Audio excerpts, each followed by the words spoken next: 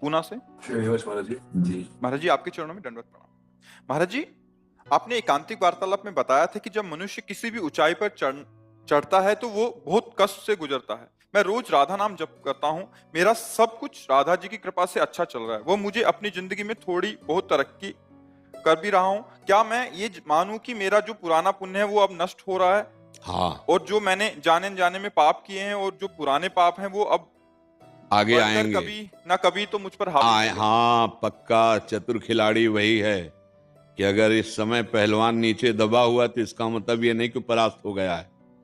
वो हिम्मत और अपनी साहस को बटोर कर एक बार मुझे पछाड़ेगा। उस दिन का इंतजार करने के लिए हमें दंड बैठक लगा के पहले से तैयारी करनी होगी।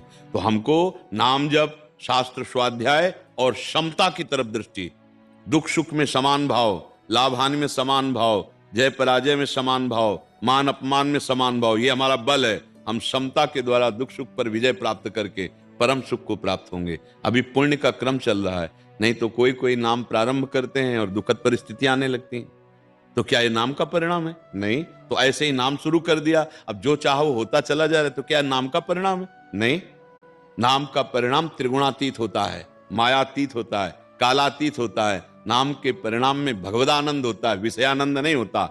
विषयों की उन्नति ये तो पुण्यों से होती है।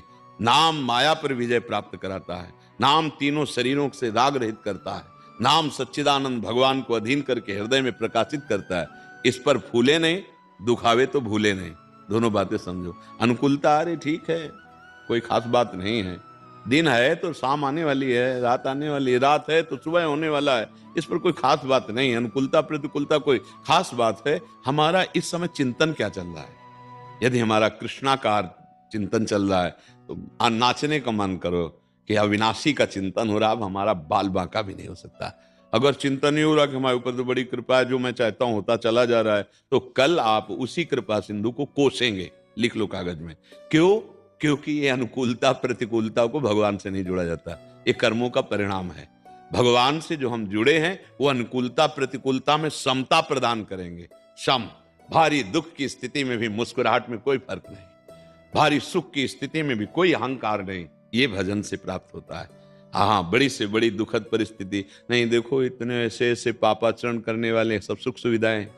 सुदामा जी महाराज है, कई कई दिन भोजन नहीं मिलता, और कृष्णाकार वृत्ति है, भगवदाकार वृत्ति है।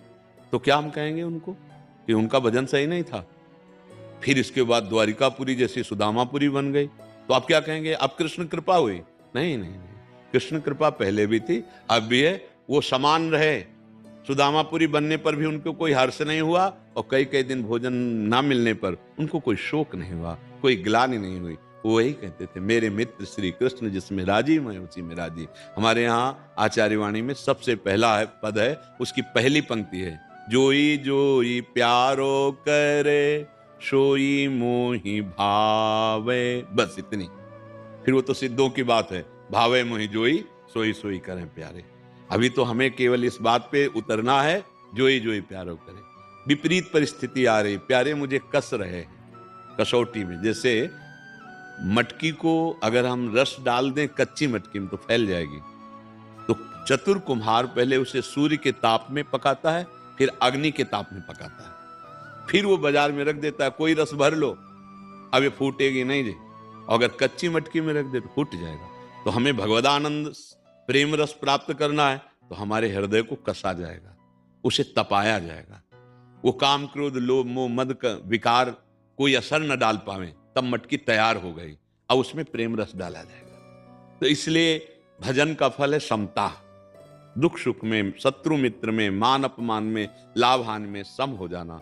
आपकी स्थिति अंदर से किसी भी प्रकार के विकार को प्राप्त नहीं हो रहे, सच्चे भजन का लाभ आपको मिल रहा है।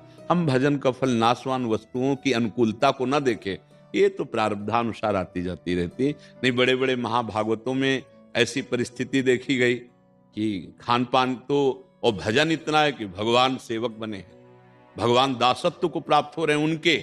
और स्थिति ये है कि भोजन की भी व्यवस्था नहीं, जैसे चीदर चिदरानी जी, एक से एक महापुरुष, नाका बांका जी, एक से एक महान भागवत भी हैं। तो बच्चा, ये अनुकूलता पुण्यों से आ रही है, और अब आगे जो आने वाला है उससे लड़ने के लिए नाम का जप और बढ़ाओ, और हिम्मत रखना कभी नहीं तो फिर लोग कहने लगते हैं ना भगवान की कृपा नहीं रही, और वो भगवान से फिर विपरीत भाव सोचने लगते हैं कि इतना जब किया और ऐसी परिस्थिति आ गई। पहली बात, यहां सब मरेगा। इसका नाम जानते हो क्या है लोग का? मृत्यु। यहां सब मरने वाला है, एक समय है उसका, चाहे कोई वस्तु हो, चाहे व्यक्ति हो, चाहे स्थान हो, कुछ भी हो, ये मृत्यु लोक में है। अर्थात मृत्यु, उसकी मृत्यु होगी, वो नष्ट होगा, वो परिवर्तनशील है, उस पर ज्यादा टिकान है जाए, चाहे अपना शरीर, चाहे दूसरे का शरीर, चाहे मकान, चाहे कुछ भी हो, इसका नाम मृत्यु लोक है। दूसरी बात, अपना यहां कुछ भी नहीं। क्या है अपना? कुछ भी नहीं। ये सब माया रचित नाटक है। एक है अपना जिससे हम परिचय नहीं बना पा रहे, श्री कृष्ण। वही हमारी आत्मा स्वरूप में है, वही सबकी आत्मा के रूप में चैतन्य घन स्फुरित हो रहे हैं। अगर उनका नाम और उनका परिचय प्राप्त हो गया, अब जीत गए। नहीं तो यहां सब परिचय बनाओ, स्टेशन में जैसे बैठ के ना हाथ मिलाए चाय पी रहे हैं, और अपनी गाड़ी आई, फिर उसकी तरफ कोई नहीं देखता, चल देता है। उसकी क्या हालत होगी, ना ये देखता है ना वो देखता है कि अब इसकी हालत क्या होगी। दोनों एक दूसरे से अपरिचित है और यहां से चल दिए। परिचय बनाते बनाते जीवन हो गया, प्लानिंग करते करते पूरा जीवन हो गया, ना प्लानिंग पूरी हुई, ना किसी से परिचय हुआ। आसक्ति जो पाप और पुण्य कर्म करवाए वो फिर भोग। इस बार हम परिचय प्राप्त करेंगे श्री कृष्ण का, किशोरी जी का, राधा राधा राधा, कृष्ण कृष्ण कृष्ण, और जो कर्तव्य कर्म हैं वो भगवान को अर्पित करते हुए इस बार हम भगवत प्राप्ति करेंगे। हर बार सब देख लिया, इस बार प्रभु को देखेंगे। ऐसा हृदय में दृढ़ निश्चय करो और नाम जप करो तो आनंद आ जाएगा। ठीक है? हाँ, अनुकूलता को प्रभु की कृपा मत माने। नहीं, प्रतिकूलता में फिर प्रभु की कृपा कैसे मान पाओगे? फिर लगेगा भगवान नाराज हो गए हैं। और सच्ची मानो तो अनुकूलता में दया देखो और प्रतिकूलता में कृपा देखो। क्योंकि प्रतिकूलता हमने तो चाहा नहीं, वो दिए हैं तो कृपा करके दिए हैं, और अनुकूलता हमने चाहा है तो वो दया करके दिए हैं। अनुकूलता में दुलार देखो, प्रतिकूलता में कृपा देखो। दुलार से बढ़िया मीठी कृपा होती है। क्या हो?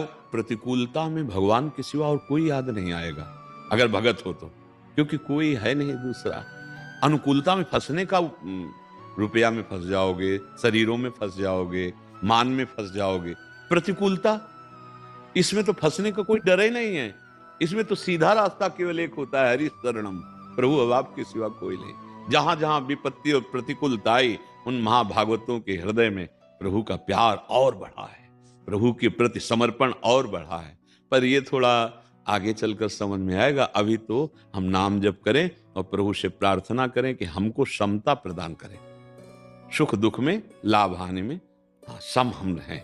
सुख दुखे समय कृत्वा लाभा लाभो जया जयो। सत्य मित्र समझानि, मान मान अपमान सम, दुख सुख लाभ न हानि, यह जो कृपा हरिवंश की। एक परमानंद है।